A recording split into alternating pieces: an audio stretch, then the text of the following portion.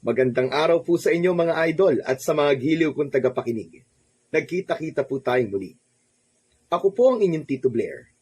Sa araw po na ito, pakinggan po natin ang kwento ni Cardo. Isang dating antingero at manunugis na mga aswang na tinaguriang pinakamabangis sa lahat. Tahimik nang namumuhay sa kagubatan si Cardo. Tinalikuran niya ang dati niyang buhay. Simula ng paslangin ng mga aswang ang kanyang mahal na asawa. Ngunit muli siyang magbabalik sa pagiging antingero nang patayin ng mga aswang ang alaga niyang aso na si Awok. Sa tulong ng kanyang agimat at mga sandata, haharapin ni Cardo ang iba't ibang klase ng aswang upang maghiganti. Ngunit sapat nga ba ang kanyang lakas at tapang para labanan ang grupo ng mga aswang na pinamumunuan ng makapangyarihang si Agustin? Ano ang kanyang mga pagdadaanan bago makaharap ang anak nito na siyang pumatay sa kanyang aso? At ano ang kanyang matutuklasan na mas lalong nagpaliyab sa kanyang matinding galit laban sa kampon ng kadiliman na sanhi ng kanyang pag-iisa? Sabay-sabay po nating pakinggan ang kwento ng manunugis na minsan nang piniling mamuhay ng tahimik at payapa, ngunit pilit na hinihila sa kanyang madugong buhay. Ngunit bago po ang lahat mga idol, huwag naman po nating kalimutan mag-subscribe at i-hit ang notification bell sa aking YouTube channel na The Voice Addict para sa mas marami pang makapigil hiningang kwentong aswang at katatakutan mula sa mundo ng kababalaghan. Umpisahan na po natin ang kwento. Ilang taon nang naninirahan ang 40 anyos na si Cardo Di Magiba sa kanyang bahay na nasa gitna ng kagubatan kasama ang kanyang aso na si Awok. Natagpuan niya noon si Awok sa kalsada na nanghihina at puro sugat. Nang dahil sa maayos na pag-aalaga ni Cardo kay Awok, ay bumalik ang sigla ng dati ay palaboy na aso. Kilala si Cardo noon bilang pinakamabangis, malupit at mahusay na antingero na nanunugis ng mga aswang. Ngunit ang bagay na yon ay matagal na niyang tinalikuran nang balikan ng mga aswang ang kanyang mahal na asawa na si Karen. Dahil hindi siya kayang patayin ng mga aswang, si Karen ang pinagbuntunan ng mga yon. Simula noon ay kinalimutan na ni Cardo ang pagiging isang antingero at manunugis. Alam niya na lahat ng taong malapit sa kanya ay mapapahamak ng dahil sa kanya. Nagdesisyon siyang magpatayo ng malaking bahay sa gitna ng kagubatan. Isang tahanan na malayo sa mga tao at sa mga aswang. Isang umaga, tahimik ang buong kagubatan habang abala si Cardo sa pagtatanim ng gulay sa malawak niyang bakuran. Kung tutuusin, lahat ng kailangan ni Cardo para mabuhay ay naroon na. Bukod sa may taniman siya ng iba't ibang gulay, ay meron siyang sariling linya ng tubig na nagmumula sa bundok na hindi kalayuan sa kinatatayuan ng kanyang tirahan. May kuryente rin siya roon dahil meron siyang generator. Ang kanyang bahay ay gawa sa kahoy at simento. Malaki, ngunit simpleng bahay lang ang kanyang tirahan. Meron yung 2 palapag. Hindi rin niya problema ang pera dahil marami siyang negosyo na pinapatakbo ng iba't ibang tao na pinagkakatiwalaan niya. Nasa tabi ni Cardo ang aso niyang si Awok na siyang nag-iisa niyang kasama sa buhay. Natagpuan niya noon si Awok sa kalye. Payat ito, nanghihina at parang mamamatay na. Nakaramdam kagad siya ng koneksyon kay Awok nang makita niya ito, kaya hindi siya nagdalawang isip na kunin at ipagamot ang aso hanggang sa bumuti ang kalagayan nito. Kumusta ka na, Awok? Nakatulog ka ba na maayos kagabi? 3 magkakasunod na tahol ang isinagot ni Awok kay Cardo na tila naiintindihan siya ng aso. Napangiti naman si Cardo at tumigil sandali sa kanyang ginagawa upang haplusin ang ulo ni Awok. Tumayo siya at pinunasan ang pawis sa noo gamit ang bisig. Nakangiti niyang pinagmasdan ang mga tanim niyang gulay. Meron dong kamatis, sitaw, ampalaya, mustasa, pechay, at kung ano-ano pa. Ang makita na maganda ang tubo ng mga tanim niya ay simpleng kasiyahan na para kay Cardo. Halika, Awok. Mag-aalmusal na tayo.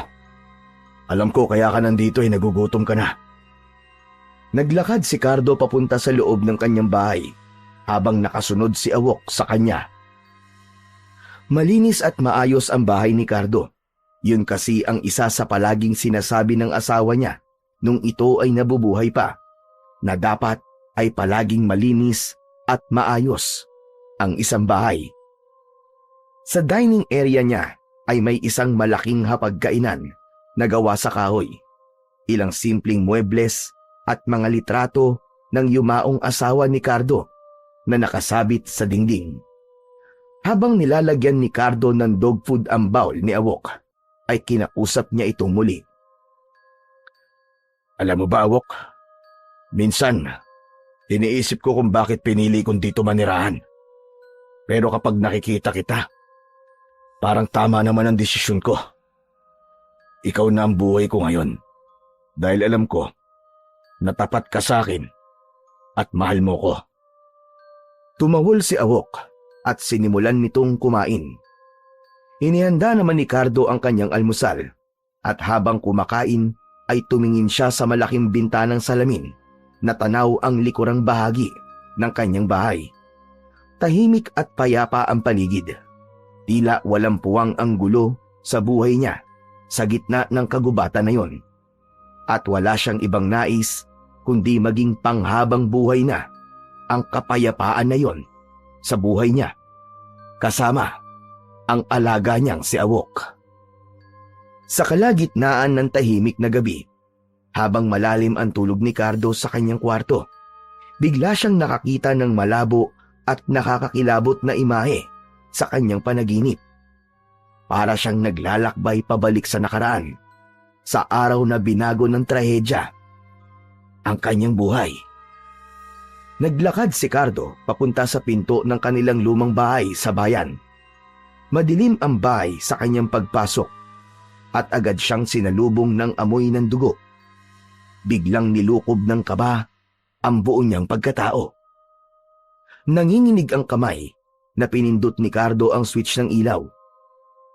Sa pagbaha ng liwanag ay doon nakita niya sa sahig ng sala ang katawan ng kanyang asawang si Karen. Wakwak ang tiyan nito. Kalunos-lunos ang itsura. Marami itong sugat sa buong katawan at halatang pinahirapan muna ng gusto bago tuluyang pinatay. Napaluhod si Cardo sa harapan ng kanyang asawa. Nanginginig siya sa puot at lungkot. Hindi niya alam kung paano hahawakan o yayakapin si Karen dahil sa kalagayan ng katawan nito. Karen! Karen, asawa ko! Anong ginawa nila sa'yo? Habang nakatitig sa bangkay ng asawa, may nakita siyang papel sa tabi nito. Pinulot niya yon at nanginig ang kanyang mga kamay nang basahin niya yon. Cardo, tumigil ka na sa pagpatay sa amin. Kung hindi, uubusin namin ang lahat ng mahal mo sa buhay. Napuno ng galit ang puso ni Cardo. Nilukot niya ang papel sa kanyang mga kamay, ngunit hindi niya na alam ang kanyang gagawin. Ang kanyang hiyaw ng paghihirap ay pumuno sa bahay, habang ang imahe ng asawa niyang si Karen ay nananatiling nakatanim sa kanyang isipan. Biglang nagising si Cardo mula sa bangungot na yon. Humihingal siya at pawisan, at malakas ang tibok ng kanyang puso. Agad namang lumapit si Awok sa kanya na tahol ng tahol na parang nararamdaman nito ang gulo sa kanyang kalooban. Hinaplos ni Cardo ang ulo ni Awok habang pilit na pinakakalma ang sarili. Ngunit hindi niya maalis sa isip niya ang nakita niya sa kanyang panaginip. Tumahimik na si Awok at nanatili sa tabi ni Cardo habang nakapatong ang ulo nito sa kanyang hita.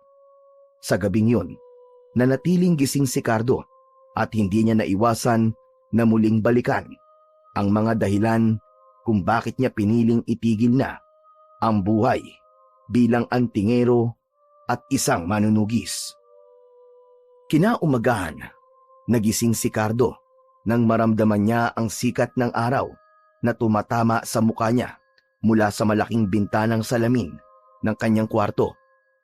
Bumangon siya mula sa kanyang kama at agad siyang napatingin sa malaking larawan ni Karen na nakasabit sa dingding ng kanyang silid. Yun ang larawan ng asawa niya nung ikinasal sila. Napakaganda ni Karen sa larawan na yon. Nakangiti at punong-puno ng buhay.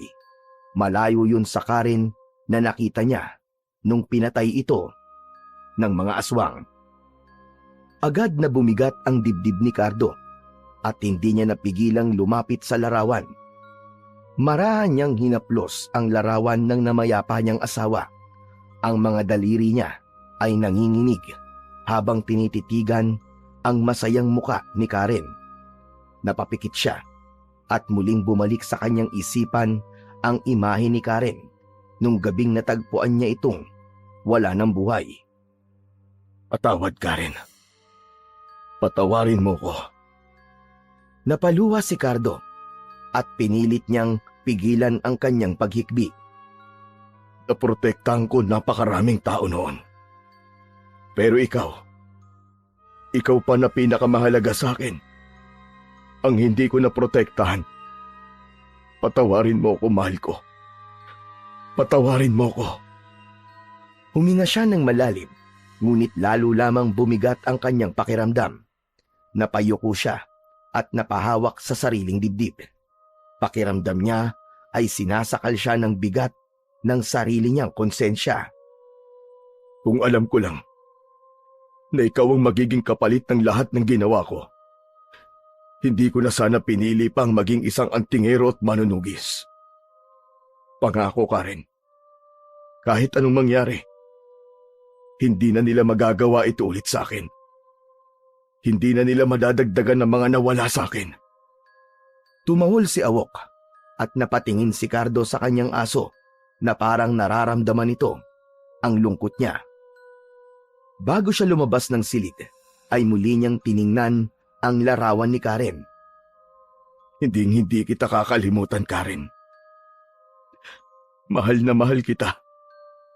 Iniwan ni Cardo ang silid na yon na may pangakong hindi na muli niyang hahayaan na may mawala pa sa kanya nang dahil sa pagtugis niya sa mga aswang.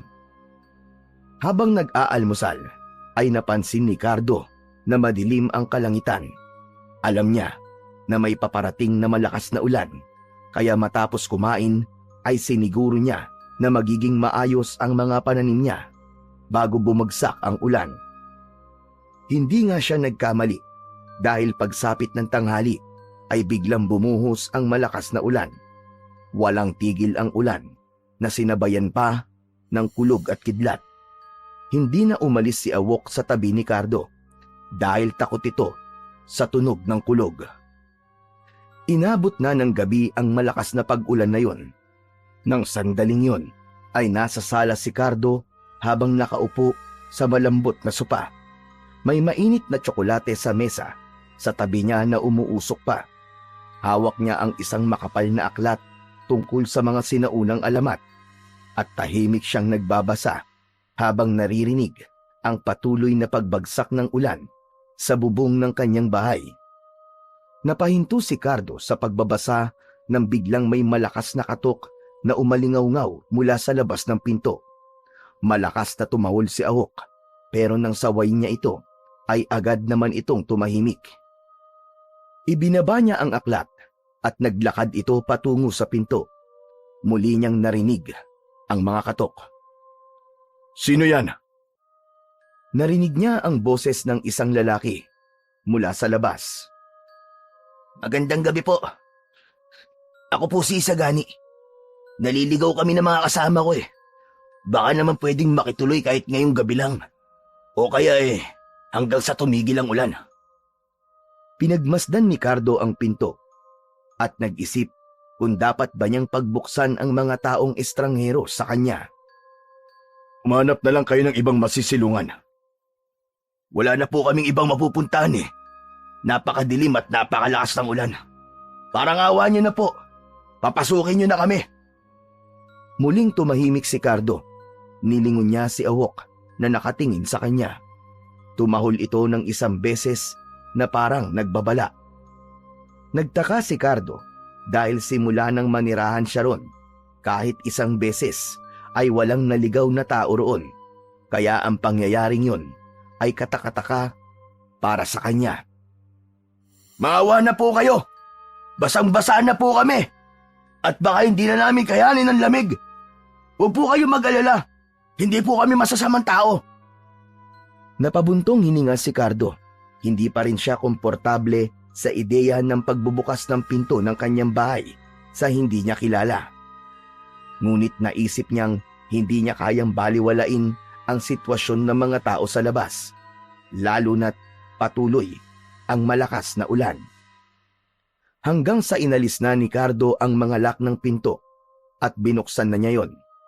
Bumungad sa kanya ang tatlong lalaki. Nasa unahan ang isang matangkad na lalaki na sa tansya niya ay nasa 30 anyos. Maputi ang balat nito at may manipis na balbas. Baka sa mukha nito ang pagod at pag-aalala. Wala naman siyang naramdaman na kakaiba sa tatlong lalaki. Sige na. Pumasok na kayo. Maraming salamat po. Napakabuti po ninyo. Nang pumasok na ang tatlo, ay isinarado kagad ni Cardo ang pinto. Tumayo ang tatlo sa gilid ng pinto habang nanginginig. Napansin niya ang malalaking bag sa likod ng mga ito, habang ang pinakamatangkad ay may dalang shotgun. Tila naman napansin ng lalaki na nakatingin si Cardo sa hawak nitong baril, kaya agad itong nagpaliwanag. Ito po ba? Mangyaring nangangaso po kami sa gubat, kaya may dala akong baril. Naligaw kami hanggang sa inabutan kami ng ulan. Yan lang muna kayo. Ikukuha ko kayo ng tuwalya at pamalit na damit. Baka magkasakit pa kayo Umakyat si Cardo sa ikalawang palapag ng kanyang bahay. Kumuha siya ng 3 tuwalya at mga damit para sa 3 lalaki. Nang bumalik siya sa sala, ay nakatayo pa rin ang mga lalaki sa lugar kung saan niya to iniwan. Inabot niya ang mga dala niya sa matangkad na lalaki. Ito ang tuwalya at mga damit. Magpalit kayo para hindi kayo magkasakit. Naroon ang banyo. Itinuro niya ang banyo na malapit sa kusina. Maraming salamat po ulit. Hindi po namin malilimutan ang kabutihan niyo sa amin.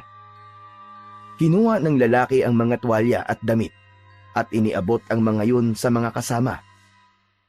Habang papunta ang tatlo sa banyo, sinundan ng tingin ni Cardo ang mga yun. Ibinulong niya sa kanyang sarili na sana ay hindi siya nagkamali na pinapasok niya ang 3 lalaki sa kanyang bahay. Habang nag-aayos ang 3 lalaki sa banyo, ay nagpunta si Cardo sa kusina. Binuksan niya ang kanyang kahon ng tsokolate at nagsimulang mag-init ng tubig. Kumuha rin siya ng mga tinapay mula sa istante at inilagay ang mga yon sa isang plato. Inihain niya yon sa lamesa. Nang matapos ang 3 lalaki sa pag-aayos ng sarili, ay lumabas ang mga ito mula sa banyo. Kumain muna kayo. Ipinaghanda ko kayo ng mainit na tsokolate at tinapay. Maraming salamat po sa pag-aabala nyo. Tamang-tama po yan kasi kanina pa po talaga kami nagugutom Agad na dumulog ang 3 lalaki sa hapagkainan at nagsimulang kumain. Ako nga ho pala si Isagani at itong 2 kasama ko ay sina Waldo at Victor. Kayo po, ano pong pangalan nyo? Cardo. Cardo Dimagi ba ang pangalan ko? Kayo, anong ginagawa nyo sa gubat na to? Sa tagal ko nakatira sa lugar na ito, ay ngayon lang ako nakakita ng ibang taong nagawi rito. Ah, iyon po ba? Nakatuwaan lang po kasi naming mga aso dito. Pero naligaw kami. Akala namin, madali lang hanapin ang daan pabalik. Pero inabot na nga kami ng ulan hanggang sa gumabi na. Mabuti na nga lang at nakita namin ang bahay nyo. Nung una, inakala pa naming haunted house to eh. Tumango na lamang si Cardo sa sinabi ni Isagani. Matiim ang tingin niya rito habang pinakikiramdaman niya kung tama ba ang desisyon niyang pinagkatiwalaan niya ito at ang dalawa nitong kasama. Pero alam nyo, sa totoo lang, Kuya Cardo, nagtataka talaga ako eh kung bakit sa ganitong lugar nyo piniling manirahan. Ang layo po nito sa bayan, tapos mag-isa lang po kayo rito. Hindi ako mag-isa. Kasama ko ang aso ko. Pero iba pa rin po kapag may kasama kayong tao, hindi ba? Hindi po ba kayo natatakot na mag-isa lang kayo rito? Pinili ni Cardo na wag nang sagutin ang tanong na yon ni Isagani. Wala siyang plano na makipag-usap dito ng mga personal na bagay dahil para sa kanya ay isa pa rin itong estranghero. Ihahanda ko na ang kwartong gagamitin nyo para pagkatapos nyo kumain ay maaari na kayo makapagpahinga. Naglakad si Cardo patungo sa isang kwarto sa ibaba ng bahay. Binuksan niya ang pinto at sinigurong maayos ang kama roon. Matapos kumain ng mga hindi inaasahang bisita ni Cardo, ay hinugasan na niya ang mga pinagkainan ng mga ito, habang sina Isagani ay nasa sala. Nang matapos na siya, ay tinuyo niya ang kanyang mga kamay sa basahan at pinuntahan ang tatlo. Kung gusto nyo na magpahinga, pwede nyo nang gamitin yung kwartong yon. Maayos na yon. Maraming salamat po, Kuya Cardo. Pasensya na rin ho kung nakaabala kami. Kapag huminto na po ang ulan, aalis na rin kami kagad. Walang problema. Pero mukhang bukas pa ng umaga hihinto ang ulan na yan. Tumayo si Isagani at tiningnan nito si Awok na nakahiga malapit sa may pintuan. Ayos ah. Ang cute naman ng aso mo. Anong pangalan niya, Kuya Cardo? Awok. Awok ang pangalan niya.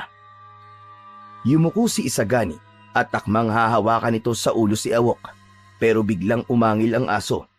Tumahol ito ng malakas at takmang kakagatin ang kamay ni Isagani.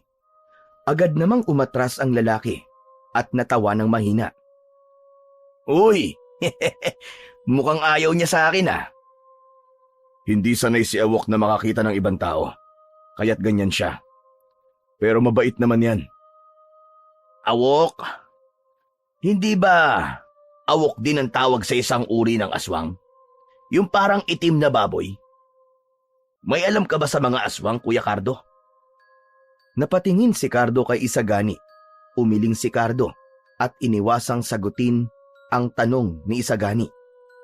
Tumalikod si Cardo at naglakad papunta sa kanyang silid sa itaas habang si Awok naman ay mabilis na sumunod sa kanya. Pagpasok niya sa kanyang kwarto, isinara niya ang pinto. Agad namang pumesto ng higa si Awok sa tapat ng pinto na parabang nagbabantay ito. Sa gitna ng mahimbing na tulog ni Cardo ay bigla siyang nagising sa tunog ng kalampagan mula sa ibaba. Agad siyang bumangon mula sa kama at napansin niyang wala si Awok sa paanan ng kanyang higaan kung saan palaging natutulog ang aso niya. Awok? Awok? Nagtaka si Cardo dahil hindi karaniwang hindi kagad lumalapit ang aso niya kapag tinatawag niya ito. May kung anong bigat na nararamdaman si Cardo sa dibdib niya na parabang may mali ng mga oras na yon. Tumayo siya at binuksan ang ilaw sa kwarto. Nanatiling tahimik ang paligid maliban sa kalampagan sa ibaba.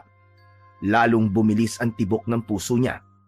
Muling tinawag ni Cardo ang kanyang aso, ngunit hindi pa rin yun lumapit sa kanya. Kinuha niya ang isang itak na nakasabit sa dingding. Hinawakan niya yon ng mahigpit bago binuksan ang pinto ng kanyang kwarto. Naglakad siya at marahang bumaba sa hagdan. Pagdating niya sa dulo ng hagdan, Agad niyang napansin ang kaguluhan sa sala. Nagkalat ang mga gamit sa sahig. Ang mesa ay nakataob at ang mga pinggan at tasa ay nagkabasag-basag. Nanlaki ang mga mata niya nang makita ang 3 aswang na lumabas mula sa kusina. Huminto ang mga yon at tinignan siya habang may nakakalokong ngiti sa labi. Nagkamali ka ng pinatuloy sa bahay mo, Cardo. Ganito ang nangyayari kapag masyado kang mabait. Ang totoo, ginagawa talaga namin to. Nagkukunwari kaming nangangailangan ng tulong at kapag pinatuloy kami sa bahay, ay pinapatay namin ang lahat ng nakatira roon. Mga hayop kayo! Sinasabi ko na nga ba? Kaya masama ang kutob ko sa inyong 3 eh. Mga aswang kayo! Nasaan ang aso ko? Hayaan mo. Malalaman mo rin kung nasaan ang aso mo. Hindi kumibo si Cardo. Mas lalong humigpit ang pagkakahawak niya sa itak. Sa loob ng mahabang panahon, iniwasan niyang muling makipaglaban sa mga aswang. Pero nang sandaling yon, alam niya na hindi na siya makakaiwas at kailangan niyang ipagtanggol ang sarili at si Awok. Humakbang si Isagani palapit sa kanya. Ano, Cardo? Handa ka na bang mamatay? Ikaw ang dapat magtatanong yan sa sarili mo.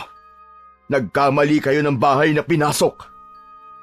Tumayo ng tuwid si Cardo at hinanda ang sarili sa pakikipaglaban sa 3 aswang.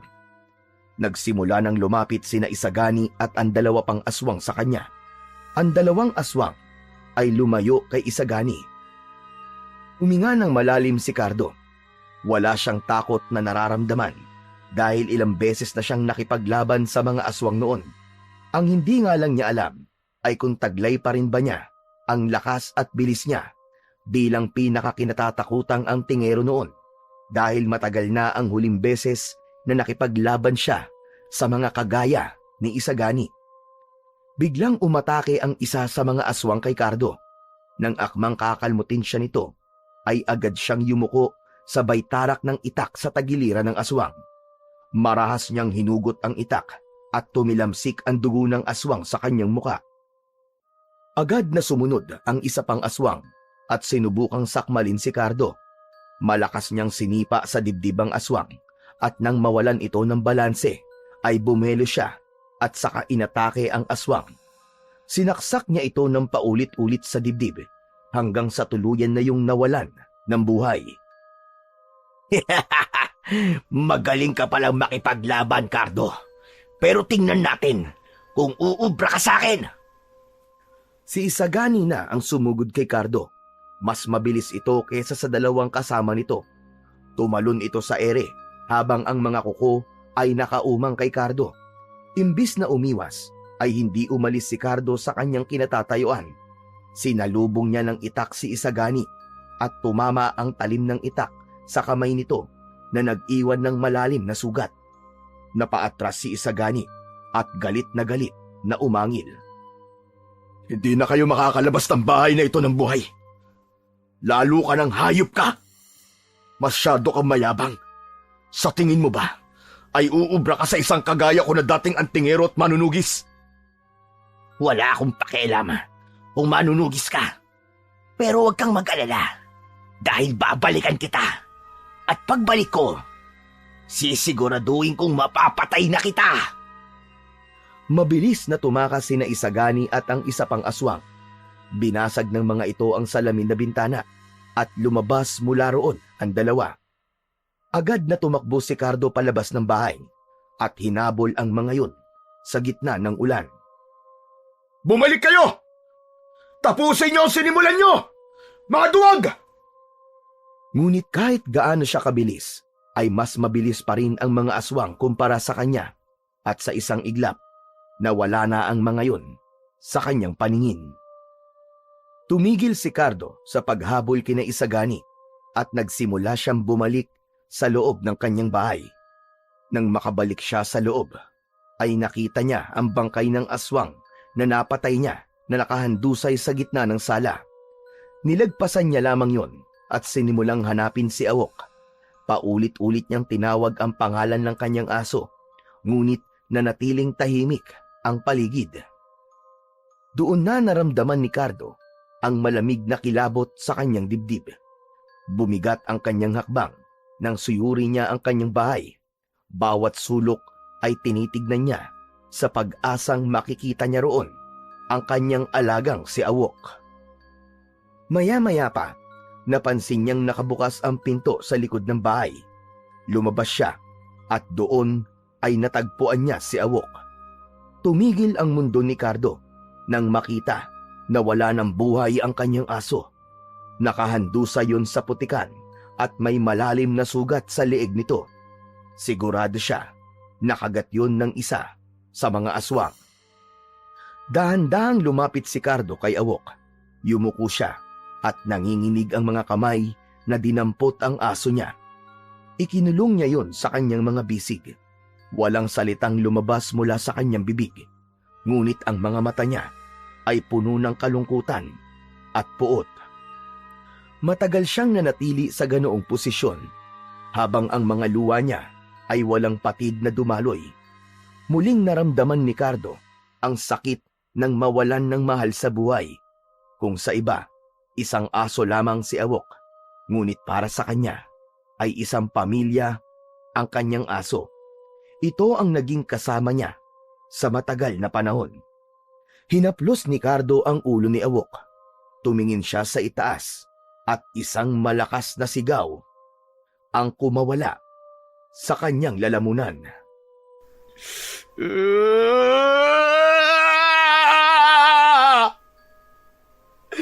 Isinusumpa ko! Hindi ako titigil! Hanggang hindi ko kayo napapatay! Uubusin ko kayong lahat! Sa gabing yun, tanging paghihiganti lamang ang laman ng puso ni Cardo.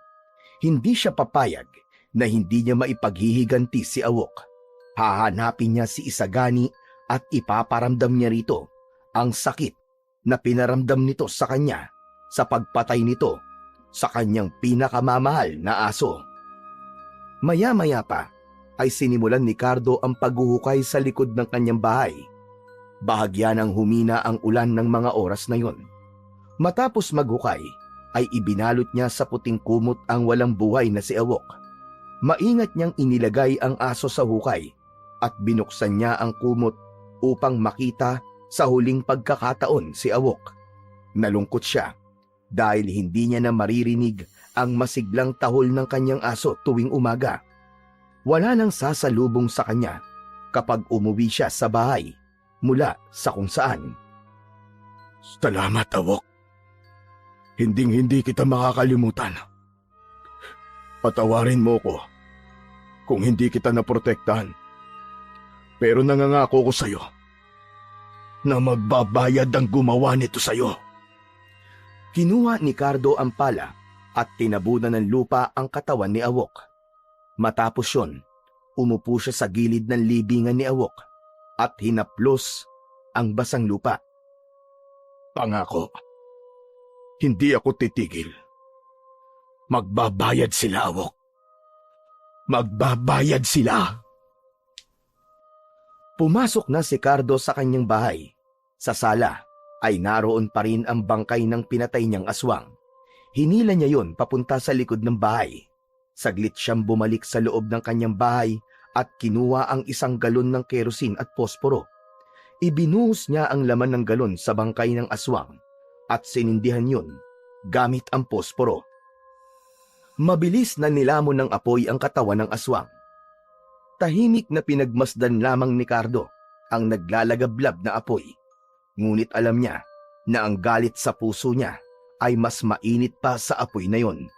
Alam niya rin na nangako na siya noon na hindi na babalik pa sa pagiging isang antingero at manunugis dahil akala niya kapag ginawa niya yon ay hindi na siya pag-iinitan ng mga aswang.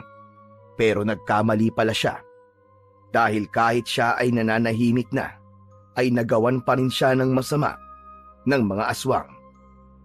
Sa ibang banda, ipinasok naman ni Isagani ang mamahalin niyang kotse sa loob ng bakuran ng kanilang bahay. Inihinto niya yon sa tapat ng bahay at bumaba sa sasakyan. Dire-diretso siyang pumasok sa napakalaking pinto at bumungad sa kanya ang malapalasyong interior ng loob ng bahay. Ang sahig ay gawa sa makintab na itim na marmol. Sa magkabila ang gilid ay may mga hagdanang may pulang karpet at ang dingding ay puno ng mga mamahaling painting. Naglakad si Isagani patungo sa kusina upang kumain. Ngunit bago siya makarating doon, ay nakita niya ang kanyang ama na si Agustin. Nasa may minibar ito habang hawak ang isang baso ng alak. Sa harap nito ay nakapatong ang isang mamahaling bote ng alak na halos ubos na. Lumapit si Isagani kay Agustin. Ang aga naman yata ng paglalasing mo, Papa. Kailangan kong kumalma. Hindi magandang galaw ng stock market ngayon. Saan ka ba nanggaling? Halos 1 linggo ka na namang nawala. Kasama ko sina Waldo at Victor. Naglibang lang kami. Naglibang. Huwag mo na akong lokohin. Alam kong namasok na naman kayo ng bahay ng may bahay at pinatay niyo na naman ang mga taong nakatira doon. Alam niyo naman pala eh. Ano pa ba ang bago? Ilang beses ko na sinabi sa'yo, natigilan mo na yan, Isagani. Delikado ang ginagawa niyo. Alam mong matagal na tayong huminto sa pambibiktima ng mga tao dahil baka malaman nila na mga aswang tayo. Kung mangyari man yon, marami naman kayong mga alagad na aswang, hindi ba? Kayang-kaya nila tayong protektahan, Papa. Saka, anong magagawa ko? Yun lamang ang paraan ko para maglibang. Oo nga pala, Papa. Si Waldo. Wala na siya. Napahinto si Agustin sa pag-inom. Dahan-dahan itong ibinaba ang baso at tumingin ng diretso kay Isagani. Anong ibig mo sabihin? Nagtaas ng balikat si Isagani. Parang wala lang. Inatay si Waldo ng lalaki sa huling bahay na pinasok namin. Yan na nga ba ang sinasabi ko? Hindi magtatagal ay makakahanap kayo ng katapat nyo. Ikaw, Isagani, sinasabi ko sa'yo, itigil nyo na ang kahibangan na ginagawa nyo ng mga kaibigan mo. Relax! Relax lang, Papa. Sugat lang sa kamay ang nakuha ko. Buhay pa naman ako hindi ba? Nandito ako sa harap nyo nakatayo. Pero yung lalaki sa uling bahay na pinasok namin, kakaiba siya, Papa. Kakaiba siya. Kakaiba? Anong ibig mo sabihin? Ang sabi niya, dati siyang antingero at manunugis. Mukhang totoo naman kasi biyasa siya sa pakikipaglaban sa mga aswang. Kaya nga tumakas na lang kami ni Victor. Sandali, ano nga bang pangalan ng lalaking yun? Pilit na inalala ni Isagani ang pangalan ng lalaki na pumatay kay Waldo. Maya-maya pa ay napapitik siya sa hangin nang maalala niya ang pangalan nun. Aha! Alam ko na. Natatandaan ko na po ang pangalan niya. Cardo. Cardo Dimagiba. Nagtaka si Isagani nang bumakas ang takot sa muka ng kanyang ama. Ano? Ano sinabi mo? Ulitin mo nga ang pangalan ng lalaking yun? Cardo Dimagiba. Bakit? May problema ba, Papa? Nagulantang si Isagani nang bigla siyang sinuntok ni Agustin sa muka. Nawalan siya ng balanse at bumagsak siya sa sahig. Napahawak siya sa labi niyang dumudugo dahil sa lakas ng suntok ng kanyang ama. Tahimik na nakatingin si Agustin sa kanya habang nanginginig ang mga kamay nito. Naghalo ang takot at galit sa muka ni Agustin. Tumayo si Isagani mula sa sahig. Bakit mo ako sinuntok? Ano ba problema mo? Hindi mo ba kilala si Cardo Dimagiba? Sino ba ang Cardo Dimagiba na yun? At bakit parang takot na takot ka sa kanya, Papa? Huminga ng malalim si Agustin. Nagsalin ito ng alak sa baso at diretso yung ininom. Matalim ang mga mata na tinignan nito si Isagani. Hindi lang ako takot kay Cardo Dimagiba. Lahat ng aswang ay takot sa kanya. Si Cardo Dimagiba ay ang pinakamabangis at walang awang manunugis na mga aswang noon. Walang aswang ang nakaliligtas sa kanya. Sus! Tao pa rin siya, Papa. Madali lang siyang patayin. Anak. Hindi mo siya kilala. Siya ang dahilan kung bakit nagtatago ang maraming tulad natin. Sa galing niya noon, kahit gaano karaming aswang ang sumalakay sa kanya, ay nagagawa niya pa ring manalo at patayin ng brutal ang mga kagaya natin. Natigilan si Isagani, pero hindi pa rin siya nakaramdam ng takot. Kung magaling naman pala siya, bakit tuminto siya? Huminto siya simula nang pinatay ng mga aswang ang asawa niya. Marahil ay naisip niya na uubusin ng mga aswang ang lahat ng mga mahal niya sa buhay dahil hindi siya kaya ng kahit na anong aswang. Isagani, anak, sabihin mo sa akin, anong ginawa mo kay Cardo? Napatay mo ba siya? Hindi ko siya pinatay, Papa. Nang masugatan niya ako sa kamay ng itak niya, ay tumakas na kami kagad ni Victor. Yung aso lang niya ang pinatay namin. Mukhang mahal na mahal nga niya ang aso niyang yun eh. Biglang nanigas ang panga ni Agustin. Ang kanyang titig ay naging mas matalim at puno ng pagkabahala. Dapat tinapos mo na lamang si Cardo. Sigurado kung babalikan ka niya, anak. Hindi titigil si Cardo hanggat hindi siya nakakaganti sa'yo. Hayaan mo siya. Wala siyang laban sa atin. Marami tayong alagad na mga aswang, Papa. Anong magagawa ng isang tao laban sa isang grupo ng mga aswang? Isang tao? Isang tao na kayang ubusin ang buong grupo ng tulad natin, anak. Kahit gaano pa karami ang tauhan natin, kahit gaano pa tayo kalakas, kaya niya tayong patayin. Pinatunayan niya na yun noon ng napakaraming beses. Hindi mo alam kung anong klaseng gulon dinala mo sa bahay na ito. Ikaw, Isagani, kahit kailan, sakit ka talaga sa ulo. Hindi nakasagot si Isagani. Napansin niya ang bahagyang panginginig ng boses ng kanyang ama. Yun ang kauna-unahang beses na nakita niyang natakot si Agustin, na lider ng pinakamalakas na grupo ng mga aswang. Kailangan kong kausapin si Cardo. Ako na mismo ang hihingi ng tawad sa kanya. At ipagdasal mo na patawarin kanya, Isagani. Dahil kung hindi, baka mawalan ako ng isang anak. Natahimik si Isagani. Hindi man niya aminin, ay may bahagyang kaba na siyang naramdaman. Kinaumagahan, nagtungo si Cardo sa isang silid sa kanyang bahay na matagal niya nang hindi pinupuntahan. Isang malalim na paghinga ang pinakawalan niya bago niya binuksan ang pinto. Pagpasok niya sa loob, ay bumuhos ang napakaraming alaala sa utak niya nang makita ang mga gamit na naroon. Sa dingding ay nakasabit ang iba't ibang uri ng sandata, mga itak, buntot ng pagi, sibat, pana, at patalim na ginagamit niya noon bilang isang manunugis ng mga aswang. Sa gitna ng silid ay may isang lamesa na puno ng iba't ibang agimat. Hinawakan ni Cardo ang isa sa mga itak. Agad niyang naramdaman ang pamilyar na pakiramdam nun sa kanyang kamay. Hindi niya inakalang muli niyang gagamitin ang mga bagay na yon pagkatapos ng mahabang panahon.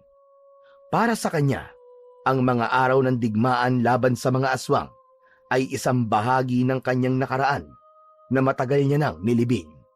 Ngunit ng sandaling yon, muli niyang bubuhayin ang bahaging yon ng kanyang pagkatao upang ipaghiganti ang alaga niyang si Awok. Habang tinitignan niya ang mga sandata, ay may narinig siyang mga pagkatok mula sa pinto sa ibaba. Agad niyang ibinaba ang hawak na itak at bumaba sa sala. Pagbukas niya ng pinto, ay natigilan siya nang makita ang isang lalaki na matagal niya nang hindi nakikita. Walang iba kung hindi si Agustin, ang lider ng isang kilalang grupo ng mga aswang. Cardo Di Magiba, kumusta ka na? Agustin, Anong ginagawa mo rito? Paano mo nalaman kung saan ako nakatira? Pinagtanong-tanong ko lang, Cardo. Hindi naman mahirap alamin kung nasan ang kinatatakutang antingero at manunugis na mga aswang. Hanggang ngayon ay kilalang kilala ka pa rin. Kaya may ilan pang nakakaalam kung nasan ka. Hindi nagsalita si Cardo. Nanatili siyang nakatitig kay Agustin. Isa si Agustin at ang grupo nito sa mga nakalaban niya noon. Marami sa mga alagad nitong aswang ang napatay niya, hanggang sa mismong si Agustin na ang sumuko at nangako na hindi napapatay ng mga tao ang grupo nito. Cardo, maaari ba akong pumasok? Wala ko rito para manggulo o gumawa ng masama. Gusto lang kita makausap. Sandaling nag-isip si Cardo. Alam niyang hindi basta-basta pupunta si Agustin sa bahay nito nang walang mahalagang dahilan. Sige, pumasok ka. Maraming salamat, Cardo. Umalis si Cardo sa harapan ng pinto at tuluyan nang pumasok si Agustin. Umupo ito habang si Cardo naman ay nanatiling nakatayo sa harapan nito. Iginala ni Agustin ang mata sa kabuuan ng bahay. Tumingin ito sa kanya at ngumiti. Maganda ang bahay mo, Cardo. Tahimik. Malayo sa gulo. Hindi sumagot si Cardo. Kumusta ka na pala, Cardo? Napakatagal na nung huling beses tayo nagkita. Huwag ka na magpaligoy-ligoy, Agustin. Sabihin mo nang sadya mo rito. Cardo, may mahalagang bagay ako na dapat sabihin sa'yo. Nakarating sa akin na may mga aswang na pumasok dito sa bahay mo at pinatay nila ang aso mo. Paano mo nalaman ang bagay na yan? Isa ba sa mga tauhan mo mga aswang na yon? Hindi agad nakasagot si Agustin. Naramdaman naman ni Cardo ang pag-aalinlangan nito na sagutin ang tanong niya. Mangyaring hindi ko tauhan ang gumawa nun. Cardo, anak ko si Isagani. Tumiim ang bagang ni Cardo. Mariin niyang naikuyom ang kanyang mga kamao. Kaya pala alam mo nangyari. Anak mo ang walang yang Isagani na yon. Bata pa si Isagani, Cardo. At aminado ko na kung ano-ano ang ginagawa niya. Ako na ang humihingi ng tawad sa nagawa niya sa'yo. Pinatay niya ang aso ko. Pinatay niya ang aso ko, Agustin. Alam mo ba kung gaano kahalaga si Awok sa akin? Kaya nga humihingi ako ng tawad, Cardo. Alam ko malaking kasalanan ang ginawa ni Isagani. Pero nagsisisi na siya. Hayaan mong ako na ang dumisiplina kay Isagani. Kung talagang nagsisisi siya, dapat narito siya ngayon sa harap ko para humingi ng tawad sa akin. At hindi dapat ikaw ang gumagawa nun para sa kanya. At kahit humingi pa siya ng tawad sa akin, hindi na maibabalik pa ang buhay ng aso ko. Ngunit, aso lang naman ang pinatay niya, Cardo. Kung gusto mo, papalitan ko na mas magandang aso ang pinatay na aso ni Isagani. Hindi lang basta aso si Awok. Pamilya ko siya. Siya ang tanging kasama ko simula na mawala ang asawa ko. Pero pinatay siya ng anak mo, na parang wala lang. Ganun ba kababaw para sa'yo ang buhay na kinitil niya? Cardo, hindi yun ang ibig ko sabihin. Patawarin mo ako. Mali ako. Hindi ko dapat sinabi yun. Pero alam mo, Agustin, maraming salamat sa'yo. Dahil sa'yo, alam ko na kung nasan si Isagani. Hindi na ako mahihirapan na tugisin siya. Cardo, wag! Wag naman! Alam ko nasa isip mo. Nakikiusap ako sa'yo, ayusin na lang natin ito. Kaya nga ako na parito para makiusap sa'yo eh. Patawarin mo na lang ang anak ko. Kakausapin ko siya at sa susunod ay kasama ko na siya rito para personal na humingi ng tawad sa'yo. Huwag mo na siyang papuntahin dito para humingi ng tawad. Dahil hindi ko siya kayang patawarin. Sabihin mo sa anak mo, magtago na siya at galingan niya sa pagtatago. Ano ba talaga ang balak mo kay Isagani, Cardo? Buhay ang kinuha niya, Agustin. Kaya buhay din ang dapat niyang ibayad. Hindi ako titigil hanggat hindi ko napapatay si Isagani. Parang tinamaan ng kidlat si Agustin sa kanyang narinig. Halatang hindi nito inasahan ang sagot ni Cardo. Tumayo ito at naglakad papalapit kay Cardo. Nagpakumbaba na ako sa iyo, Cardo. Humingi ako ng tawad para sa ginawa ng aking anak. Pero napakatigas mo. Hindi mo ba kayang magpatawad? Wala nang silbi ang paghingi niyo ng tawad. Hindi maibabalik ng tawad ang buhay ni Awok. Hindi maaalis ng tawad ang sakit ng pagkawala ng aso ko. Kaya kung ako sa iyo, Agustin, gawin mo ang lahat ng kaya mong gawin para protektahan ang anak mo. Maghanda ka, Agustin, dahil malapit na ang kamatayan niya. Nanlaki ang mga mata ni Agustin. Dinuro nito si Cardo gamit ang nanginginig na kamay. Subukan mo lang, Cardo. Subukan mong galawin si Isagani. At ako mismo ang haharap sa'yo. Hindi ako magdadalawang isip na labanan ka. Kilala mo kung sino ko at ano ang kaya kong gawin. Kahit harangan niyo pa ako ng napakarami mong alagad na mga aswang, hindi ko kayo uurungan. Agustin, siguraduhin mo lang na mapapatay niyo ko. Hindi nakapagsalita si Agustin. Walang ano-ano'y bigla itong tumalikod at naglakad palabas ng bahay. Nang tuluyang makaalis si Agustin, ay huminga ng malalim si Cardo. Bumalik siya sa silid kung saan naroon ang kanyang mga sandata. Sa kanyang isipan, alam niyang malapit na ang araw na makakaharap niya si Isagani. At sa araw na yon, sisiguraduhin niyang matutupad ang kanyang pangako sa kanyang pinakamamahal na si Awok. Nang makabalik si Cardo sa silid kung saan nakatago ang mga agimat at mga sandata niya, ay lumapit siya sa lamesa kung saan nakalagay ang kanyang mga agimat. Sa mga nakaraang taon, nanatili ang mga yon at alam niya na naghihintay ang mga yon na gamitin niya. Kinuha ni Cardo ang isang maliit na bote na may laman na langis. Binuksan niya yon at isa-isa niyang pinatakan ng langis ang lahat ng agimat habang tahimik na bumubulong ng dasal upang muling buhayin ang kapangyarihan ng mga yon na matagal nang natutulog. Matapos yun, kinuha niya ang ilang agimat at isa-isang isinuot sa kanyang leeg.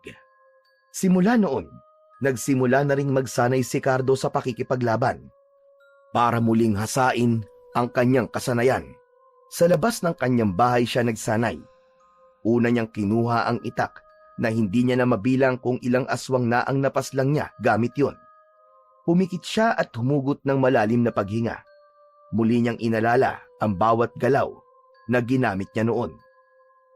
Nang ibukas niya ang kanyang mga mata, ay sinimulan niya ng gamitin ang itak. Inisip niya na nasa harapan niya si Isagani. Mas lalong tumindi ang kagustuhan niya na magtagumpay sa pagpatay kay Isagani dahil alam niya na hindi siya matatahimik hanggat hindi niya yon nagagawa. Isang gabi, habang mahimbing na natutulog, ay biglang nagising si Cardo. Agad siyang naalerto dahil may kakaiba siyang nararamdaman. Tinignan niya ang maliit na bote ng langis na nasa ibabaw ng mesa sa tabi niya. Kumukulo ang langis na nasa loob ng bote. Isa yung indikasyon na may aswang sa paligid. Agad siyang tumayo mula sa kama. Yuyuko na sana siya upang kunin ang itak na nasa ilalim ng kama. Pero bago pa niya yon makuha, ay nagulat siya nang biglang nasira ang bintana sa kanyang kwarto. Kasunod nun, ay sabay-sabay na pumasok mula roon ang 4 na aswang. Naramdaman ni Cardo ang lakas na taglay ng mga aswang. Nanlilisik ang mga mata ng mga yon habang naglalaway at gutom na waring gusto na siyang lantakan. Kahit walang hawak na sandata si Cardo, ay hindi siya nagpakita ng takot sa mga ito. Ang kanyang mga mata ay mabilis na tumingin sa paligid upang maghanap ng kahit na anong bagay na maaaring gamitin upang depensahan ang kanyang sarili. Sa sahig, nakita niya ang isang bote ng alak. Mabilis niya yung dinampot at inihampas niya sa gilid ng lamesa ang puwitan ng bote. Nagkaroon ng matutulis na parte ang bote sa dulo at yun ang naisip niyang gamitin bilang kanyang sandata. Ang unang aswang ay sumugod sa kanya. Sinalubong ni Ricardo at mariin niyang isinaksak ang bote sa dibdib nito ng paulit-ulit. Ginamit niya ang bote upang laslasin ang leeg ng aswang. Bumagsak ito sa sahig at nangingisay hanggang sa unti-unting nawalan ng buhay. Hindi pa man nakakahinga si Ricardo ay dumating ang ikalawang aswang mula sa kanan. Tumalon ito mula sa kama at handang sunggaban siya. Yumuko si Ricardo at itinarak ang bote sa binti ng aswang. Nang bumagsak ang aswang sa sahig, ay agad siyang pumaibabaw dito at sinaksak niya ang bote sa mata nito. Tinapos niya agad ito nang ibaon niya ang matutulis na parte ng bote sa leeg ng aswang. Ang ikatlong aswang ay umatake mula sa likod niya at inikot nito ang braso nito sa kanyang leeg. Paulit-ulit na sinaksak ni Ricardo ng bote ang braso ng aswang hanggang sa makawala siya. Hinawakan niya ang ulo nito at paulit-ulit niya yung hinampas sa sahig hanggang sa mabasag ang bungo nito. Hinarap ni Ricardo ang natitirang aswang, ngunit nakita niya ang pag-aalinlangan nito na umatake. Alam kong pinadala kayo rito ni Agustin. Sabihin mo sa kanya, malapit na ang kamatayan ng anak niya. Sabihin mo kay Isagani na hintayin niya ang aming paghaharap. Lumayas ka na at sabihin mo yan sa amo mo bago pa magbago ang isip ko. Alis na! Agad na tumakbo ang aswang at tumalon sa bintana. Nang sandaling yun, alam ni Ricardo na tuluyan nang nagsimula ang isang digmaan. Hindi na lang si Isagani ang kailangan niyang harapin, kundi maging si Agustin at ang buong grupo nito ng mga aswang. Sa loob ng malawak na bulwagan ng mansyon, nakaupo si Agustin sa isang mamahaling silya habang ang isa sa 4 na tauhan na inutusan niya para patayin si Ricardo ay nasa kanyang harapan. Ang 4 na aswang na yon ay ilan lamang sa malalakas na tauhan niya, kaya ang mga yon ang una niyang pinadala sa bahay ni Ricardo. Ayon sa nag-iisang nabuhay na tauhan ni Agustin, ay hinayaan ito ni Ricardo na mabuhay upang ipadala ang isang mensahe sa kanya. Sinabi sa kanya ng tauhan niya na pinapasabi ni Ricardo na malapit nang mamatay si Isagani. Tumayo si Agustin mula sa kanyang upuan habang ang mga mata niya ay nagbabaga sa galit. Bigla niyang itinulak ang mesa sa harap niya at tumaob yun kasama ang baso at papeles na nasa ibabaw nun. Lumayas ka na! Umalis ka sa harapan ko! Wala kang silbi! Nagmamadaling lumabas ang tauhan ni Agustin. Kasunod nun ay pumasok si Isagani. Ang init naman yata ng ulo mo, Papa. Ano ba nangyari? Hindi sumagot si Agustin. Sa halip, mabilis siyang humakbang palapit kay Isagani at walang babalang sinakal ito gamit ang kanyang malalaking kamay. Nanlaki naman ang mga mata ni Isagani sa pagkabigla. Kasalanan mo lahat ng ito, Isagani! Kasalanan mo! Bakit? Bakit? Ano bang ginawa ko? Nagtatanong ka pa talaga? Pinatay mo ang aso ni Ricardo. Alam mo bang kung anong klaseng halimaw ang ginising mo? Hindi mo naiintindihan.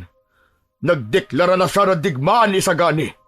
At lahat tayo ay magbabayad sa kasalanan ginawa mo kay Ricardo. Binitiwan ni Agustin si Isagani na halos matumba sa sahig habang habol ang paghinga. Naiintindihan ko kung bakit kayo natatakot kay Ricardo, Papa. Pero tao lang siya. Imposibleng wala siyang kahinaan. Tama ka. Tao lang si Ricardo. Tao lang na nakapatay ng 3 aswang sa loob ng isang gabi. Huwag mo siyang minamaliit, Isagani. Hindi natin siya kayang harapin ng tayo lang. Kailangan natin ng tulong.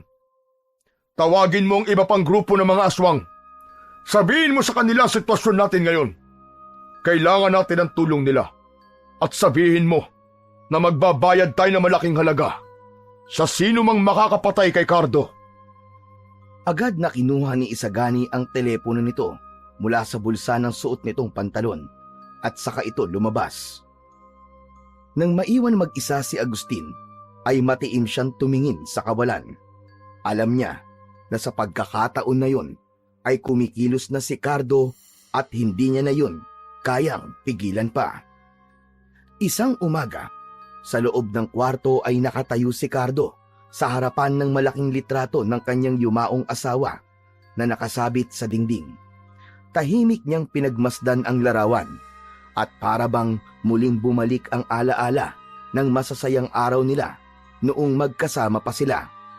Ang bawat detalye ng mukha nito sa litrato ay nagbigay sa kanya ng kakaibang lakas, ngunit kasabay din ito ang hapdi ng pagkawala nito. Karen, asawa ko. Pasensya ka na. Alam ko na nangako ko sa'yo na hinding-hindi na ako babalik pa sa pagiging antingero para pumatay ng mga aswang. Pero hindi ko kayang manahimik na lang.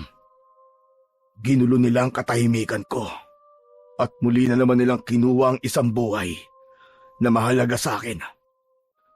Sana'y gabayan mo ko, mahal ko, sa laban kong ito. Nanatili siyang nakatayo roon ng ilang sandali. Makalipas ang ilang saglit, ay huminga siya ng malalim at tumalikod. Nagtungo siya sa likod ng bahay kung saan nakalibing si Awok.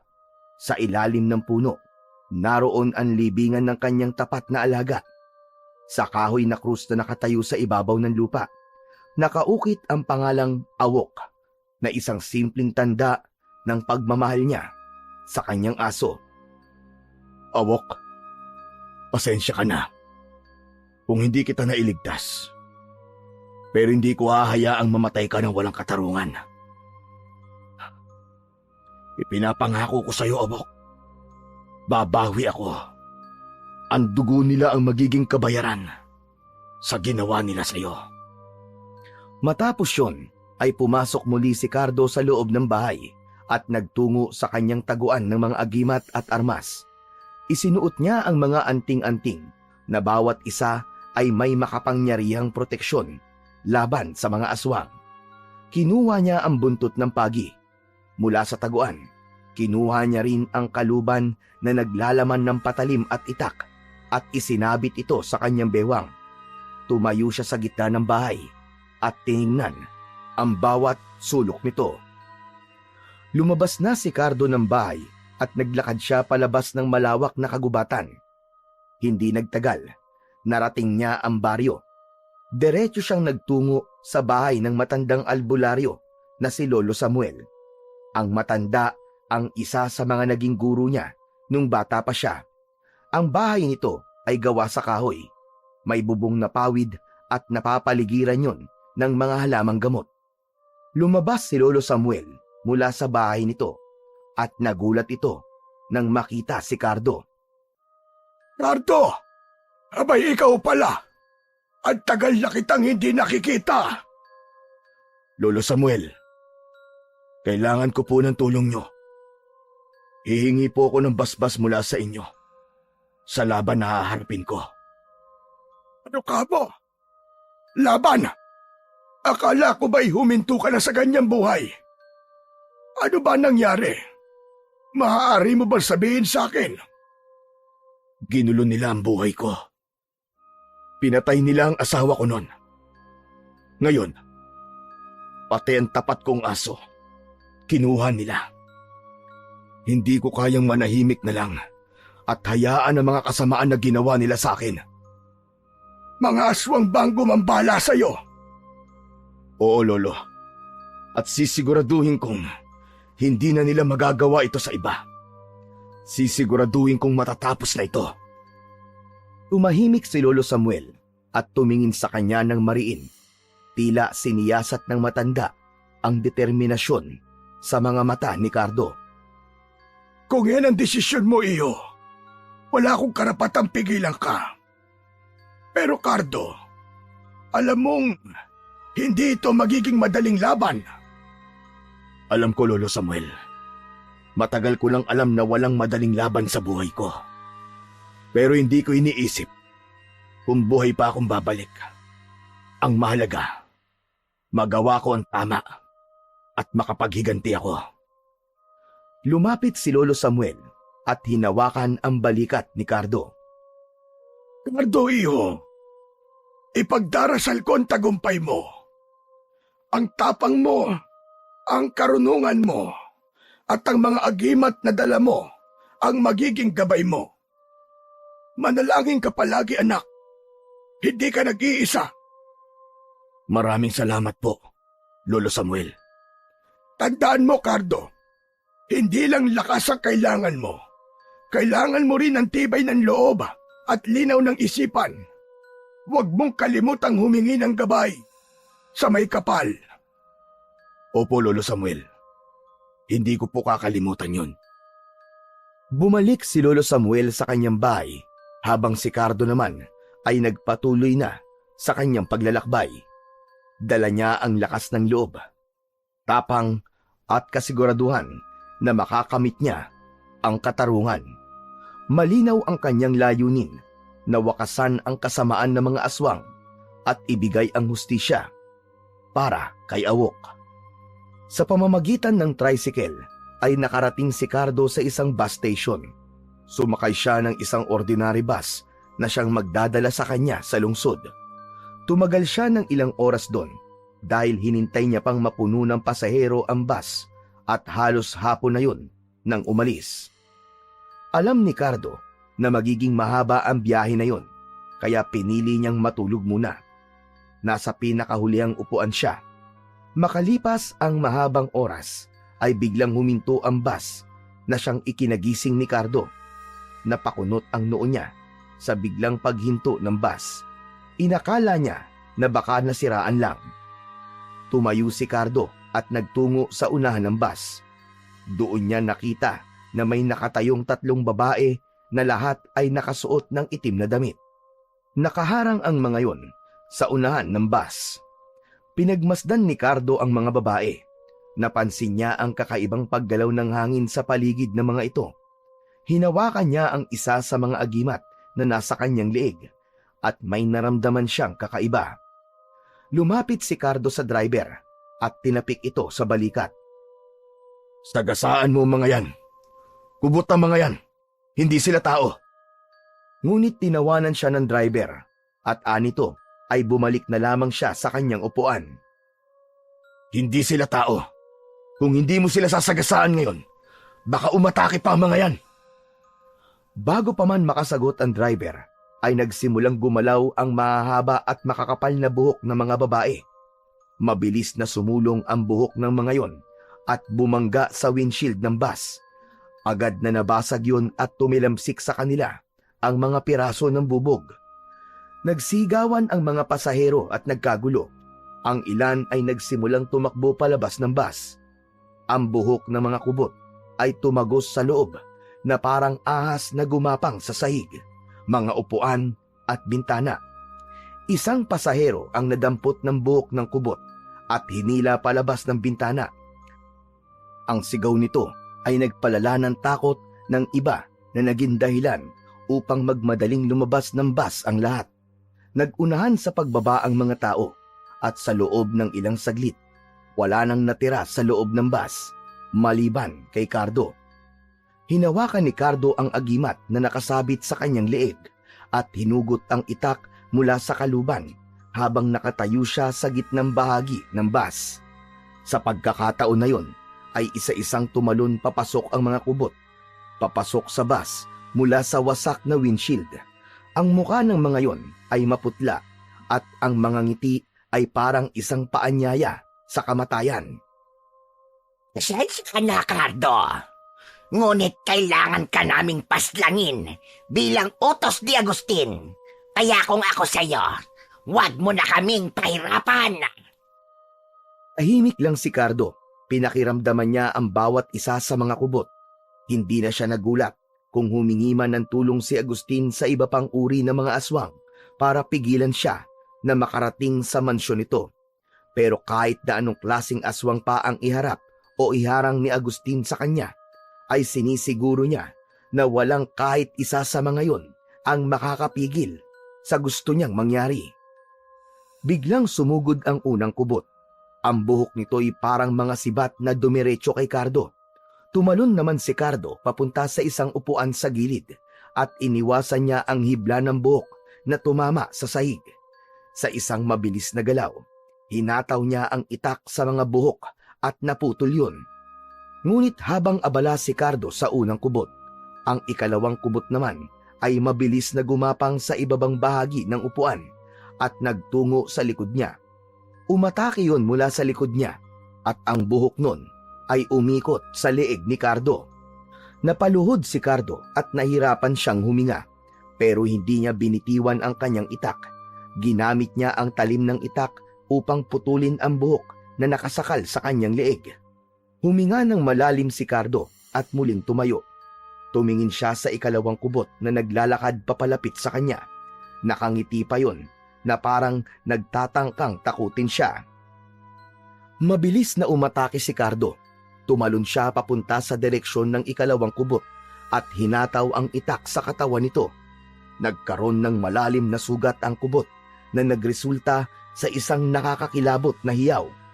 Bumagsak ang kubot sa sahig, nanginginig habang unti-unting nalagutan ng hininga. Ang ikatlong kubot naman ay umakyat sa mga upuan gamit ang mahahaba nitong buhok para ikabit ang sarili sa kisame ng bus. Ang buhok nito'y parang mga galamay ng isang higanting halimaw na gumagapang palapit kay Cardo mula sa itaas.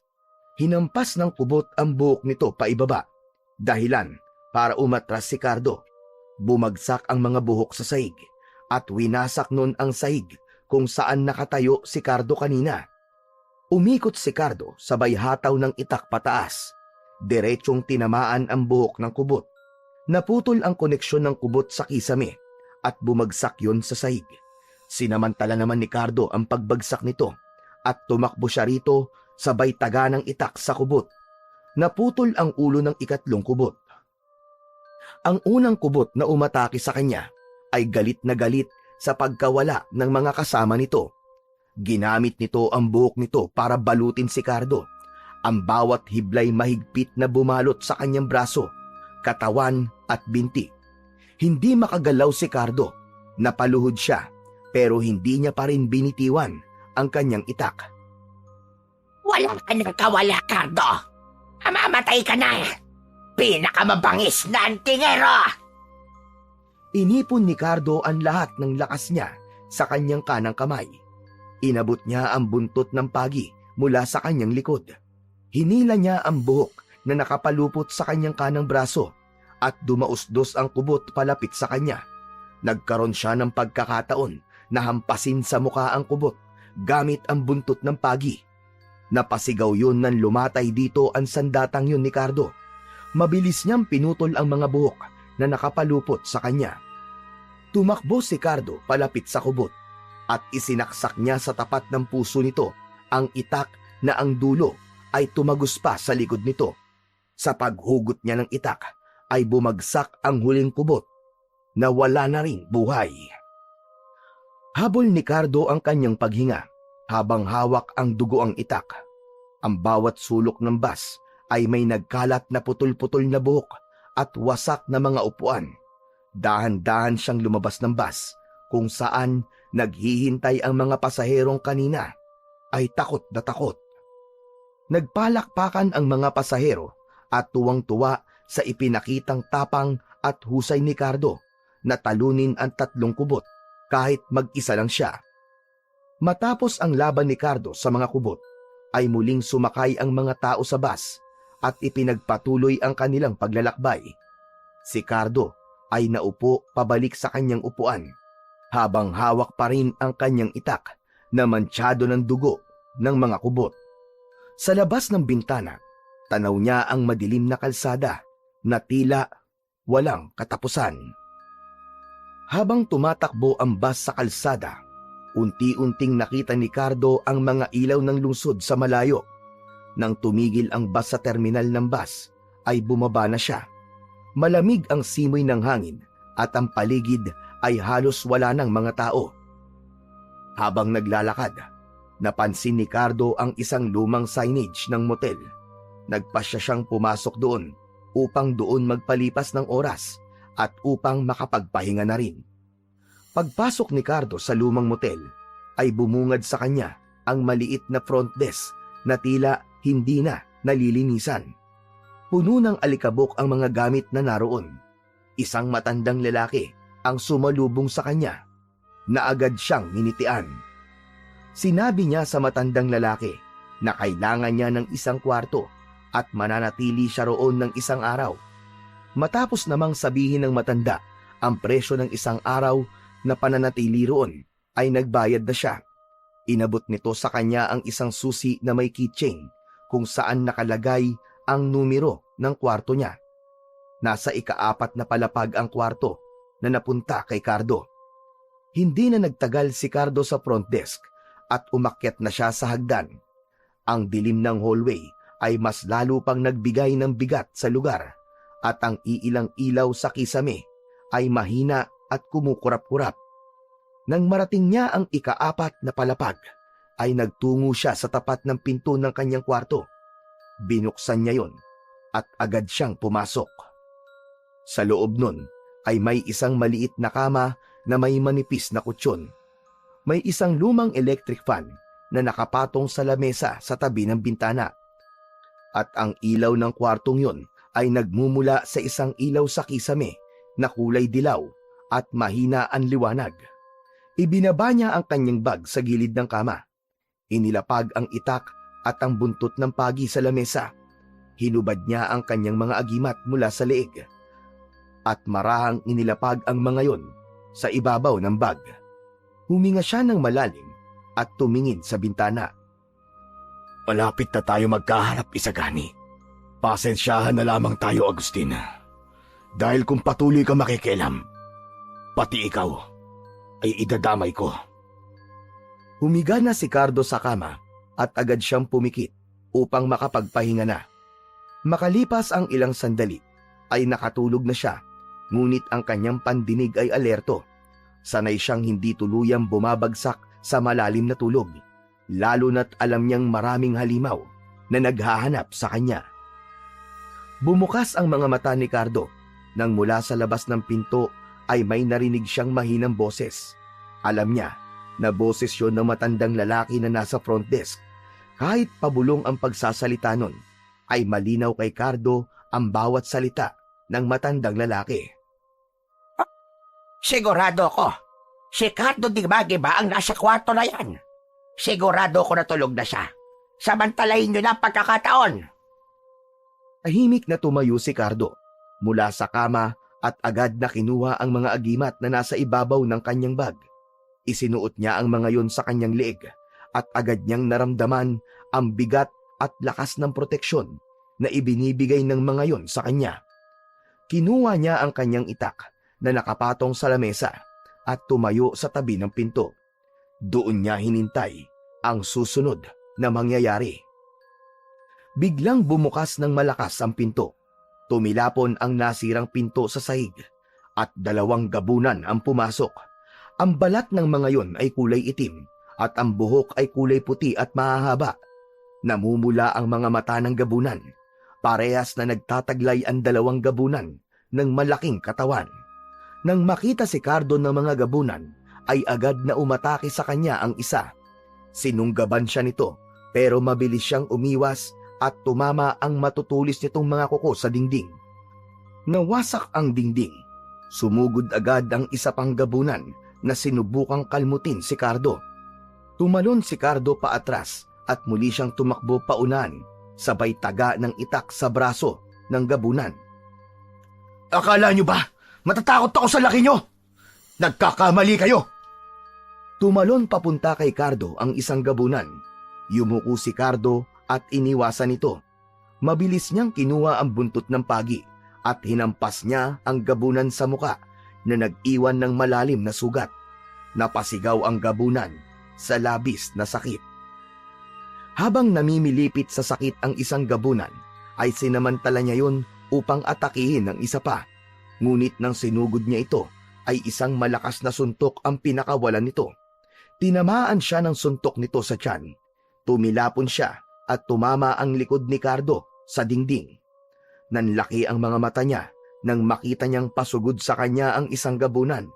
Agad niyang inihanda ang kanyang itak at nang ilang dangkal na lamang ang pagitan nila ay sinalubong niya ng saksak ng itak ang gabunan sa tiyan. Napaatras ang gabunan habang hawak ang sugat sa tiyan.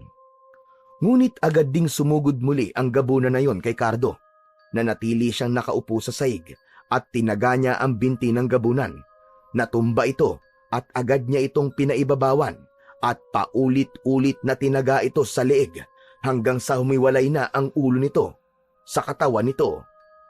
Ang natitirang gabunan ay galit na sumugod kay Cardo. Kinuha nito ang lamesa at ibinato kay Cardo, pero nasalag niya yon gamit ang itak. Lumapit ang gabunan at sinubukang sakalin si Cardo. Nagpambuno sila sa gitna ng kwarto at kahit mas malaki ang gabunan ay wala pa rin yung kalaban-laban kay Cardo. Habang hawak siya ng gabunan sa leeg, ay mahigpit niyang hinawakan ang itak at isinaksak niya yun sa ilalim ng panga ng gabunan. Tumagos ang talim nun hanggang sa bungo ng gabunan na dahilan upang bumagsak ito sa sahig nang wala ng buhay. Humihingal na tumayo si Cardo. Ang sahig ay puno ng dugo ng mga gabunan at ang mga dingding ay may malalaking uka dulot ng kanilang labanan. Hinugot niya ang kanyang itak mula sa ulo ng huling gabunan. Ibinalik niya yun sa kaluban at kinuha na niya ang mga gamit niya. Lumabas si Cardo ng kwarto at bumaba siya sa hagdan. Pagdating niya sa front desk ay nakita niya ang matandang lalaki. Nanginginig ito sa takot nang makita siya. Marahil ay hindi yun makapaniwala na buhay pa rin siya. Kung hindi ka lang matanda, pinatay na rin kitang hayop ka. Hindi na hinintay pa ni Cardo ang sagot ng matandang lalaki at naglakad na siya palabas ng motel. Alam niya na maaaring marami pa siyang makakaharap na mga aswang, pero sigurado siya na kahit na anong oras umatake ang mga yon, ay handa siya at hindi siya papayag na magwagi ang mga yon laban sa kanya. Hapon na nang marating ni Cardo ang harapan ng mansyon ni Agustin.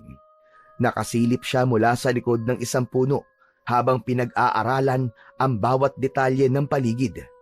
Ang mansyon ay napapaligiran ng matataas na pader at isang napakataas na gate na bakal.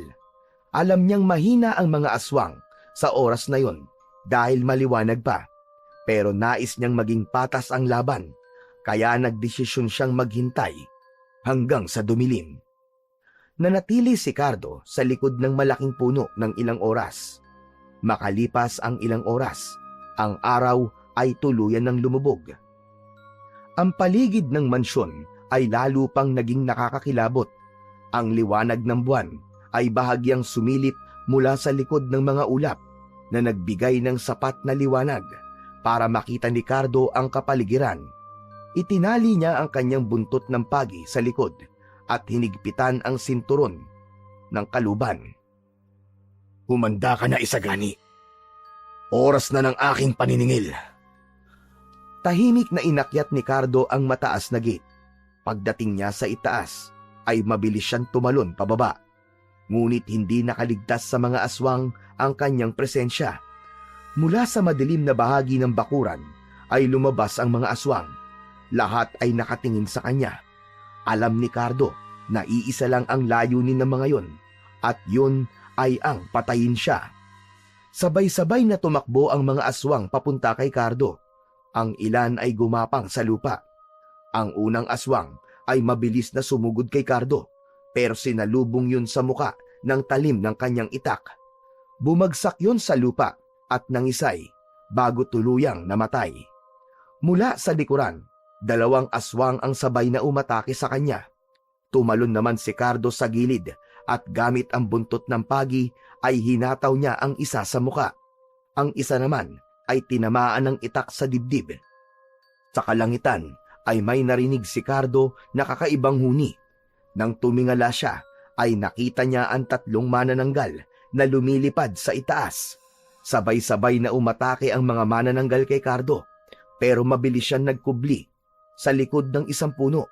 Hinintay niya ang tamang pagkakataon nang bumaba ang isa sa mga manananggal upang subukang dagitin siya, ay lumabas siya sa likod ng puno. Hinuwa niya ang kanyang patalim at buong lakas na ibinato yun sa manananggal.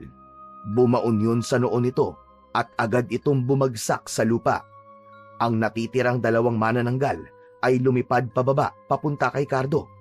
Hinataw niya ng buntot ng pagi ang mga manananggal at ang isa ay tinamaan sa pakpak. Naputol ang isa nitong pakpak kaya bumulusok ito paibaba. Nang humalik sa lupa ang manananggal, ay agad niya itong ginilitan sa leeg. Ang huling manananggal ay galit na umatake kay Cardo. Sinalubong ito ni Cardo at hinawakan sa pakpak. Umikot siya ng mabilis at bigla niyang binitiwan ang manananggal. Tumilapon yun at binangga nito ang mga aswang. Natumba ang mga ito at sinamantala ni Cardo ang pagkakataon na yon. Mabilis siyang tumakbo sa mga bumagsak na aswang at manananggal at paulit-ulit niyang pinagtatataga ang mga yon. Halos maligo na si Cardo sa dugo ng mga aswang. Muling sumugod ang mas marami pang aswang kay Cardo. 20 o higit pa ang lumabas mula sa bawat sulok ng bakuran. Ang ilan ay gumagapang sa lupa. Ang iba naman ay tumalon mula sa mga bintana ng mansyon. Ngunit sa halip na matakot ay ngumiti pa si Cardo dahil matagal niya nang hindi nararanasan ang ganong klase ng pakikipaglaban sa mga aswang. Hinigpitan niya ang hawak sa kanyang itak at tumayo ng matatag. Naging mabilis ang pakikipaglaban ni Cardo. Sa bawat galaw niya ay may bumabagsak na aswang. Ang kanyang itak ay tumatama sa leeg at katawan ng mga aswang. Gamit din niya ang kanyang mga agimat upang maging mas epektibo ang kanyang mga sandata. Habang nakikipaglaban, wala siyang tigil sa pag-usal ng mga orasyon. Makalipas lamang ang ilang sandali, ay wala nang natira sa mga aswang. Ang buong bakuran ay puno ng mga walang buhay na katawan ng mga aswang. Humihingal si Cardo, ngunit alam niya na hindi pa tapos ang laban. Matalim ang mga mata na tinignan niya ang mansyon. Alam niya na nasa loob nun si Agustin at ang anak nito na si Isagani. Tahimik na tinahak ni Cardo ang malapad na daan papunta sa pinto ng mansyon. Nang makarating siya sa malaking pinto, ay tumigil siya saglit at huminga ng malalim bago niya yon binuksan. Sumalubong sa kanya ang kadiliman, ngunit alam niya na sa kadiliman na yon ay merong naghihintay sa kanya. Biglang bumukas ang mga ilaw na nagbigay ng liwanag sa malawak na bulwagan. Sa gitna ng bulwagan na yon, nakaupo sa isang ginintuang trono si Agustin. Sa likod nito ay nakatayo si Isagani. Bakas sa mukha nito ang takot. Maya-maya pa ay mabagal na pumalakpak si Agustin. Magaling, magaling, magaling! Hindi na ako nagulat na malagpasan mo ang lahat ng aswang na humarang sa'yo. Napakahusay mo pa rin talaga, Cardo. Ikaw pa rin ang pinakamasamang bangungot ng mga tulad namin. Wala pa rin makakapalit sa pinakamabangis na antingero at manunugis. Hindi ako naparito para makipag-usap sa'yo, Agustin. Isuko mo na lang sa akin si Isagani. Tapusin na natin ito. Alam kong marami siyang nagawang pagkakamali, pero hindi ko hahayaang patayin mo siya. Lalo na para sa buhay lang ng isang aso. Biglang tumalim ang mga mata ni Cardo. Mariin niyang ikinuyom ang kanyang mga kamao. Inuulit ko, hindi lang isang aso si Ewok. Pamilya ko siya. At hindi lang ito tungkol sa kanya. Alam mong mamamatay tao ang anak mong si Isagani. Ilang pamilya na ba nawala? Nang dahil sa kawalangyaan niya. Hindi na siya dapat mabuhay pa. Isang nakakalokong halakhak ang pinakawalan ni Agustin. Umalingaw-ngaw yun sa buong bulwagan. Sabihin mo na ang presyo, Cardo. Magkano ba ang gusto mo? Magkano ang kailangan mo para tigilan mo na ang aking anak? Hindi ko kailangan ng pera mo. Marami akong pera. Ang kailangan ko ay ang ulo ni Isagani. Kung gusto mo ng ulo ng anak ko, kailangan mo munang makuha ang sakin. Tumayo ito mula sa ginintuang trono at unti-unting nagbago ng anyo. Ang balat nito ay bahagyang nagkulay abo at ang katawan nito ay unti-unting lumaki. Naging kulay pula ang mga mata ni Agustin habang ang mga kuko nito ay naging matulis. Maging ang mga ngipin nito ay naging matutulis din. Sa isang iglap ay nag-anyong aswang na si Agustin. Maging si Isagani ay naging aswang na rin. Alam ni Cardo na ang laban na yon ay hindi tulad ng mga nauna. Si Agustin ay ibang klase ng aswang. Biglang umangil si Agustin ng malakas. Kasunod nun ay sabay na umatake ang mag-ama. Si Agustin ay dumiretso kay Cardo mula sa harapan, habang si Isagani naman ay mabilis na pumwesto mula sa likod niya at sinubukan siyang atakihin mula roon. Dumausdos si Cardo patagilid at iniwasan ang pagsalpok ni na Agustin at Isagani sa kanya. Kasunod nun ay hinampas niya ang buntot ng pagi sa direksyon ni Isagani, ngunit mabilis siyang nakaiwas. Biglang sumugod si Agustin. Mabilis ang galaw nito habang walang tigil na sinusubukang kalmutin si Cardo. Walang nagawa si Cardo kundi ang umatras ng mabilis hanggang sa nakakita siya ng pagkakataon ay nagawa niyang tagain ng itak ang braso ni Agustin. Ngunit hindi huminto si Agustin sa pag-atake. Ramdam ni Cardo ang kagustuhan nito na patayin siya hanggang sa bumaon ang matutulis nitong kuko sa kanyang kaliwang braso na nag-iwan ng malalim na sugat. Napaatras si Cardo. Mukhang pagdating pala sa akin ay wala kang laban, Cardo. Sa bagay, ako ang hari ng mga aswang. Ang lakas mo ay walang laban sa lakas ko. May pagkakataon ka pa para umatras. Umalis ka na at kalimutan mo ang lahat ng ito. Umatras? Para saan? Para hayaang patuloy na pumatay ng inosenteng tao ang anak mo? Hindi, Agustin. Tatapusin natin to ngayong gabi! Huminga ng malalim si Cardo at tinitigan si Agustin ng buong tapang. Kahit nasugatan siya ni Agustin, ay hindi siya nagpakita ng panghihina. Biglang sumugod si Isagani mula sa likod niya at ang mga kuko nito ay dumiretso sa leeg ni Cardo. Sinaksak niya ng itak sa tagiliran si Isagani at ibinato niya ito sa sahig. Mabilis niyang sinugod si Isagani at hinataw niya ng buntot ng pagi si Isagani ng paulit-ulit. Papa! Papa, tulungan mo ako, Papa! Naputol ang sigaw ni Isagani nang isaksak ni Cardo ang itak sa bibig nito. Tumagos yun hanggang sa likod ng ulo nito. Sinipa ni Cardo ang ulo ni Isagani at nabunot ang itak mula rito. Bumagsak ito sa sahig na duguan at walang buhay. Tumingin si Cardo kay Agustin na hindi makapaniwala sa nangyari. Anong ginawa mo sa anak ko? Papatayin kita, Cardo! Sisiguraduhin kong dadanak ang dugo mo sa mansyon ko ngayong gabi! Nagbago ang anyo ni Agustin. Ang katawan nito ay mas lalo pang lumaki. Naramdaman ni Cardo na mas lumakas si Agustin dahil sa labis na puot nito. Tumayo si Cardo sa gitna ng bulwagan, habang ang kanyang itak ay mahigpit niyang hawak sa kanyang kanang kamay, habang ang buntot ng pagi ay nasa kaliwa. Sa harap niya ay galit na galit si Agustin. Bigla yung sumugod. Nakita niya ang matutulis itong kuko na halos gahibla na lang ang layo sa mukha niya. Mabilis siyang yumuko. Sinipa niya sa binti si Agustin, ngunit hindi ito natinag. Agad siyang lumayo kay Agustin. Hindi mo alam ang ginagawa mo, Cardo. Wala kang laban sa akin. Isa ka lamang tao. Tama ka, Agustin. Tao lang ako. Pero hindi ibig sabihin nun ay hindi kita kayang patayin kagaya ng ginawa ko sa anak mo. Muling sumugod si Agustin. Ginamit ni Cardo ang buntot ng pagi. Paulit-ulit niyang inihampas yun. Ginamit naman ni Agustin ang mga braso nito bilang panangga. Tumama ang buntot ng pagi sa braso ni Agustin na nag-iwan ng mabababaw na mga sugat. Si Cardo naman ang sumugod at sinaksak niya ng itak si Agustin sa tagiliran nito. Biglang sinuntok ni Agustin si Cardo sa tiyan.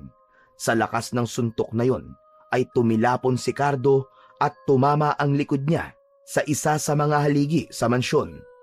Agad siyang tumayo kahit ramdam niya pa rin ang sakit ng suntok ni Agustin. Magaling ka! Magaling ka, Cardo! Pero hindi sapat ang galing mo para tapusin ako. Sisiguraduhin kong mamamatay ka, kagaya ng ginawa ko sa asawa mo! Anong sinabi mo? Anong sinabi mo?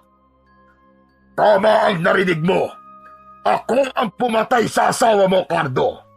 Magagaya ka lamang sa kanya! Mas lalong lumalim ang galit ni Cardo ng sandaling yun. Malakas siyang sumigaw. Pakiramdam niya ay nag-aapoy na siya sa labis na puot. Muling umatake si Agustin. Mas mabilis at mas mabangis.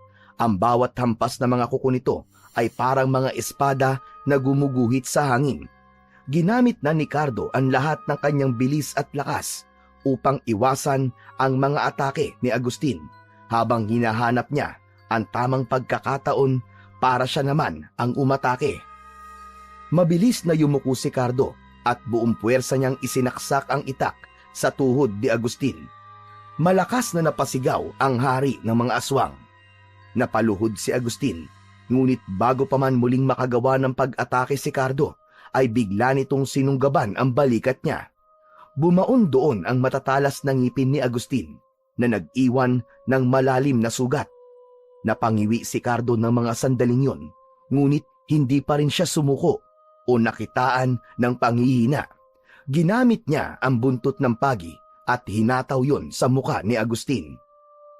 Umatras muna si Cardo sandali habang dumadaloy ang dugo mula sa sugat sa kanyang balikat. Muling sumugod si Agustin. Mabilis naman na iniwasan ni Cardo ang pag-atake ni Agustin. Malakas niya itong hinampas ng buntot ng pagi at tinamaan ito sa batok. Sa lakas ng hampas niya ay napaluhod si Agustin sa sahig. Hindi na nag-aksaya pa ng oras si Cardo. Tumalon siya ng mataas sa likod ni Agustin habang hawak ng dalawang kamay niya ang itak. Buong lakas na itinarak niya ang itak sa batok ni Agustin. Lumagpas ang dulo ng itak sa lieg nito. Sumigaw si Cardo at inikot niya ang itak upang mapunta sa itaas ang talim nun. Buong puwersa niyang hinila pa itaas ang itak at nabiyak sa gitna ang ulo ni Agustin. Bumagsak sa sahig ang katawan ng hari ng mga aswang na si Agustin, habang ang dugo nito at dugo ni Isagani ay patuloy na pinupuno ang ilang bahagi ng sahig ng bulwagan. Nang tuluyan ng mapatay ni Cardo ang mag-ama, ay doon niya na naramdaman ang labis na pagod. Habol niya ang kanyang paghinga, ngunit may kasiyahan sa puso niya sapagkat nagtagumpay siyang ipaghiganti si Ahok at higit sa lahat, ang kanyang pinakamamahal na asawa. Nagsimula ng maglakad si Cardo palabas ng mansyon hanggang sa tuluyan siyang nakalabas ng bakuran ni na Agustin. Iniwanan niya sa lugar na yon ang napakaraming bangkay ng mga aswang na isang malaking patunay na siya pa rin ang pinakamabangis na antingero at manunugis sa kasaysayan. Matapos ang madugong pakikipaglaban sa mga aswang, ay nagtungo si Cardo sa motel ng matandang lalaki. Takot na takot ang matanda nang makita na puno siya ng dugo. Pumasok siya sa isang kwarto at sa banyo na naroon ay nilinis niya ang kanyang katawan at nagpalit siya ng malinis na damit. Matapos yon ay agad siyang naglakbay pauwi sa kanyang bahay. Dapit hapon ng sumunod na araw, nang makarating si Cardo sa bahay ni Lolo Samuel. Dumaan muna siya ron bago tuluyang umuwi. Nang makita siya ng matanda, ay agad siya nitong niyakap at tinapik sa likod. Maya-maya pa ay pinakawalan na siya nito sa yakap na yon. Kumustang naging laban mo, Cardo? Tapos na po, Lolo Samuel.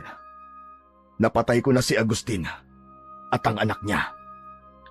Alam kong magtatagumpay ka. Nag-iisa ka lang sa mundo, Cardo de Magiba. Walang aswang ang makakatalo sa'yo. Ngayon sabihin mo, ano na ang susunod mong plano? Babalik ka na ba sa bahay mo, sa gubat, at mananahimik na ulit? Hindi, Lolo Samuel. Sa tingin ko, oras na para bumalik ako ng tuluyan sa pagiging antingero at manunugis. Marami pa rin na mga aswang na umaabuso sa lakas at kapangyarihan nila. Hindi ko pwedeng hayaan na magpatuloy sila, habang alam kong may magagawa ako upang pigilan sila. Hindi ako titigil hanggat hindi ko nauubos ang mga ganong klase ng halimaw. Kung yan ang desisyon mo, ay susuportahan kita. Pero mag-iingat ka palagi, Cardo. Hindi lahat ng laban ay tulad ng mga nakasanayan mo. Tandaan mo, hindi mo kailangan dalhin ang lahat ng bigat at problema ng mundong ito. Salamat po sa lahat ng paalala, Lolo Samuel. Alam kong malaking tulong ang basbas mo sa akin. Kung wala ang gabay mo, hindi ko siguro magagawa ang lahat ng ito. Ang gabay ko ay maliit na bahagi lamang ng kung sino ka, Cardo. Ang tapang mo ang nagdala sa'yo kung nasaan ka man ngayon. Pero tandaan mo ito, sa bawat laban, ang Diyos pa rin ang pinakamalakas mong kakampi. Umango si Cardo sa matanda. Sa mga salitang yon ni Lolo Samuel ay mas lalong lumakas ang loob niya. Nagpaalam na siya kay Lolo Samuel at sinimulan ang kanyang paglalakad pabalik sa kanyang tahanan na nasa gitna ng kagubatan. Nang makarating si Cardo sa kanyang bahay, ay agad siyang dumiretso sa kusina upang magtimpla ng kape. Nang matapos siya, ay kinuha niya ang tasa at lumabas. Sa harap ng kanyang bahay ay naroon ang isang lumang tumba-tumba na nakapwesto sa tabi ng pintuan. Umupo siya roon at marahang humigop ng kape. Payapa niyang pinagmasdan ang kagubatan at ang araw na unti-unting lumulubog. Habang unti-unting nilalamon ng dilim ang kapaligiran, ay nanatiling nakaupo roon si Cardo. Alam niya na ang pagkapatay niya kina Agustin at Isagani ay simula lamang ng panibagong kabanata sa kanyang buhay. Doon niya napagtanto na kahit na anong gawin niya, hindi niya kailanman tuluyang maiiwan o matatalikuran ang pagiging antingero at manunugis niya. Ngunit sa oras na yon, ayaw niya munang isipin ang mga susunod niyang laban. Naniniwala siya na kung nasaan man ang kanyang asawa at si Awok, ay masaya ang dalawa sa tagumpay na kanyang nakamit.